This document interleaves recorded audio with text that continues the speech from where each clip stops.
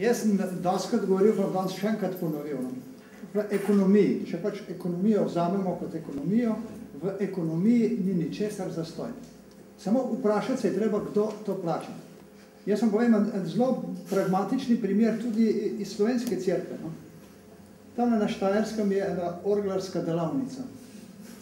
Ko dela zelo dobre, lepe, fine orgle, pa tam nekakor niso mogli splavati na plus. Kar neke zgube so bile, pa direktor je bil nervozen, pa oni tam upravljalci so bili nervozni, pa so rekli, pa kaj ne naredimo? Pa smo malo analizirali, pa je ta priznal, ja, župnik tam je bogi, pa ne mora skrb spraviti, pa smo dali malce neč. Pa tam je tudi bolj bogi, pa ni mogel ti skrb spraviti, pa smo dali malce neč. Se rekel, vse to je v redu, to kar delajte naprej.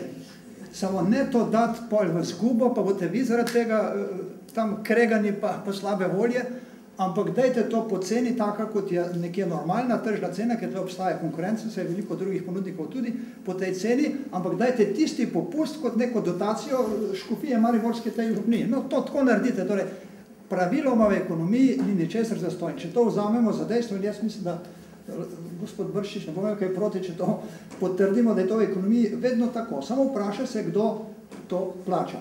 Pri številu zaposlenih pa takole, poglejte, jaz sem govoril o procentih delitve mase. Zaradi mene se ljudje tudi lahko zmenijo. Mase za plače je lahko 100 enot, če vas bo 100, bo dobil vsak eno enoto, če pa to lahko opravi 50 ljudi, bo pač vsak dobil 2 enoti. Zdaj se pa zmenite, ali lahko nekdo drug gre kam drugam, k sosedu v ta vrh, pa nekaj pomaga, pa kaj zasluži, ali pa boste vsi tam boste dobili vsak po eno enoto. To je tako, no, nažalost. To je tako.